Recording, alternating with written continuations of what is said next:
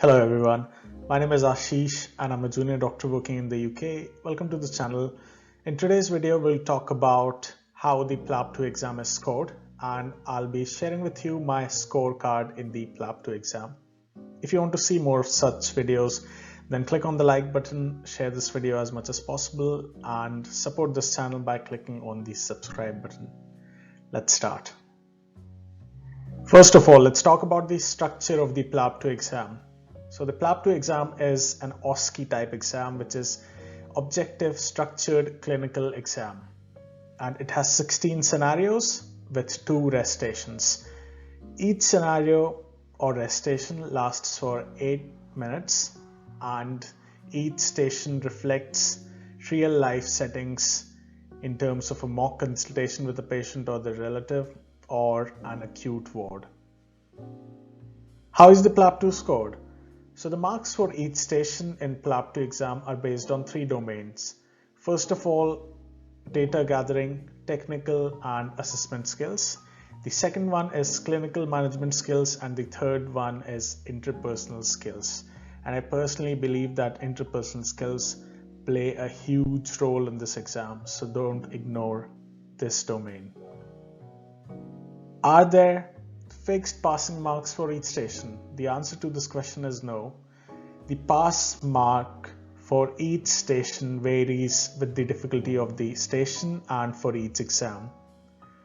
Even the examiner does not know the pass mark when they are assessing the candidates, and candidates who are taking the test on the same day but at different venues will have different passing criteria for different stations. So keep this in mind. The next important question is, how are you scored? The total score of your exam for you will be the sum of pass marks for each of the stations plus 1 standard error of measurement.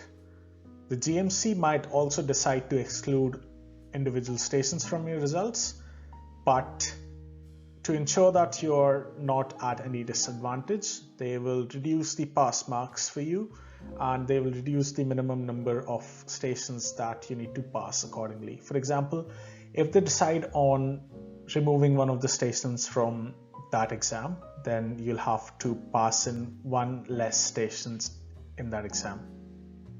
Let's talk about how can you pass in this exam. So in order to pass, you must meet or exceed the total passing marks for the test, and you need to pass a minimum of 10 stations to achieve an overall pass result. Let's talk about my result. When I received my result, it was a PDF document and I got it by mail, and it had 3 sections. So in this slide you can see the first section, and it said that from 1st January 2017 candidates must achieve or exceed both the pass mark and gain a pass in a minimum of 11 stations to pass the PLAB Part 2 assessment. And you scored 154 and passed 16 stations, and a minimum score of 120.03 was required to pass.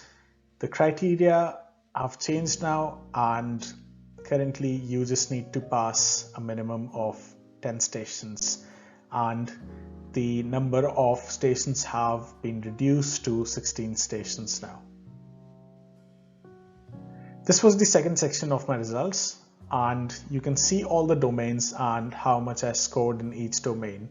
So as talked previously, there are 3 domains. The first one is data gathering, technical and assessment skills. The second one is clinical management skills, and the third one is interpersonal skills.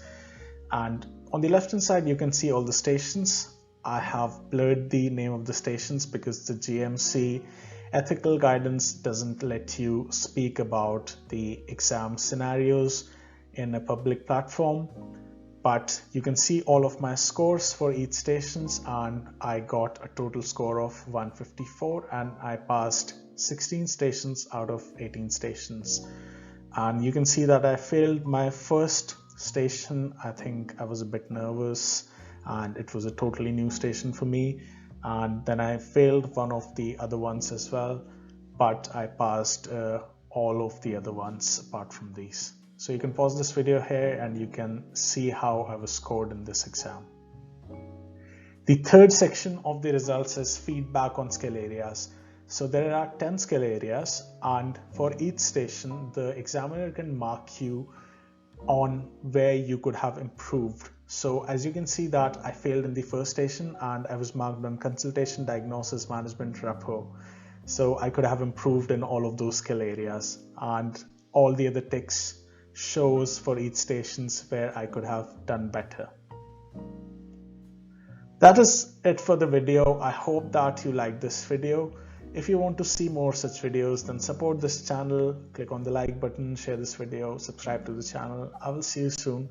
Thanks a lot for watching.